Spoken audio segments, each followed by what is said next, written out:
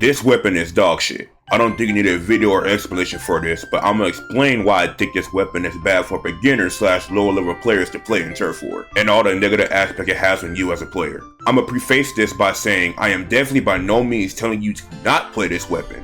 Nintendo put this in the game for us to enjoy, and I ain't gonna break into your fucking house and make you change your weapon. If this is your favorite weapon, and you don't care about what I'm saying and still want to play it because it's fun, then by all means, do that. I'm just spitballing here. There are things we need to break down in here before I fire all the shots at you. We're talking about the golden Aerospray in a mode of Turf War, to be clear, and I mean only the golden Aerospray. We're going to use its better counterpart as a comparison as to why the gold one hurts players specifically. Got all that? Good. Let's start with the concept of Turf War. Turf War is a player's introduction to the game, where you spend time essentially learning the game's function and mechanics. The basics, if you will. For new players, they make you play Turf War all the way up to level 10 before you can enter the ranked modes. So what's the main thing that's important in Turf War? Well, paint. The game stresses that very much because the most turf painted wins. So that goes hand in hand with the Aerospray. The best weapon in the game when it comes to painting quickly and efficiently. So you as a player, when you get your hands on Aerospray in the game mode of Turf War, think that it's the best weapon to use simply because of how much paint output it has. I myself was no exception to this cause. I definitely used the silver spray in Splatoon 2 because of that. Now, we know this is obviously not true, but why does playing a weapon Nintendo put into the game negatively impacts the user? Give me some more time here, cause we will get to that in a few seconds. Got a few more elements to go through here. So we just talked about how you play Turf War all the way to level 10. And most people who are seeking more from the game go on to play the ranked modes, and that's where most people learn Aerospray is a shit weapon. However, there are some players that, well, hate ranked. Like the sheer thought of playing ranked terrifies them, or it's too stressful that they can't handle it. Or simply put, they don't have the best mental to play ranked, like it damages their view of the game. Those players are the ones that don't actually learn how the game is meant to be played. Rank puts an objective into the game where just simply painting the floor is not good enough to win games. You need to learn to kill people, take fights properly, positioning, effectively using your weapons kits to the best of its abilities, subs and specials both. That's what you learn when you play ranked in comparison to Turf War. It opens up a whole new avenue of learning the game that, please remember, can be effectively applied to Turf War. The game will you learn at the start. You think the best players lock in gold Aerospray in Turf War and just paint the floor? Hell no, they take what they learn from the rank modes and apply it to Turf War. It's not good enough to just paint the floor. You need to be able to effectively take the other team's turf. And yes, niggas, that means spawn camping sometimes. You can learn to push your team's paint all the way to your opponent's side by applying what you learned from playing the rank modes. Got all that? Good.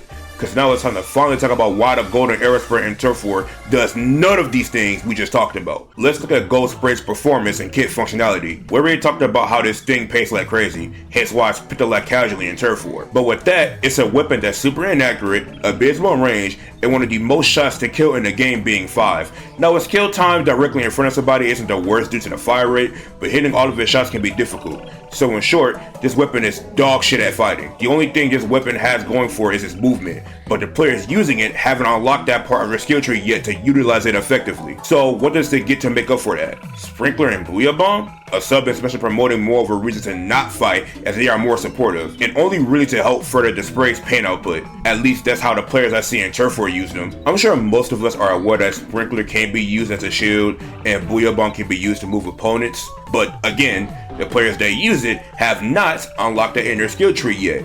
And I promise, them playing this weapon isn't getting them any closer to unlocking those parts of the skill tree. So with all these factors combined, Turf War and how it's played, the lack of ranked battle experience, picking Aerospray with all its problems just because they think it paints so much is automatically good in Turf War. A weapon and kit that promotes you to not interact with anybody, you have yourself a formula of a weapon that damages how someone learns the game. Where they think just by painting a bunch in Turf War is enough to win all the games all the time, when that is definitely not true. Conditions set to where a player will make absolute zero progress in their skill tree and understanding of the game because they don't think fighting is necessary to their victory, when again, that is not true. I will argue to the ends of the earth that any weapon in this game will teach you more about how the game is played if you use it in Turf War over the Golden Spray. Now, I'm pulling in the Golden Spray's counterpart, the Silver Spray, and how it doesn't damage players. Simply put, it's the weapons kit. It comes with Fizzy Bomb and a Reslider, a sub-weapon that promotes you to use it effectively and takes fights with it because of its damage numbers. It helps further a player's understanding of utilizing a useful sub-weapon compared to Sprinkler. Reslider, a special that requires timing and positioning in order to be used effectively, also furthers an understanding compared to Booyah Bomb, where they can just chuck it anywhere with no mind. The same can be said about other weapons in the game that also produce high paint output. Junior, Splash, and Zap, just to name a few. I don't know anything Gold Aerospray can teach you that literally other weapons with similar statures can do better. And that wraps up this video. I hope you guys enjoy watching. Until then, see you all next time.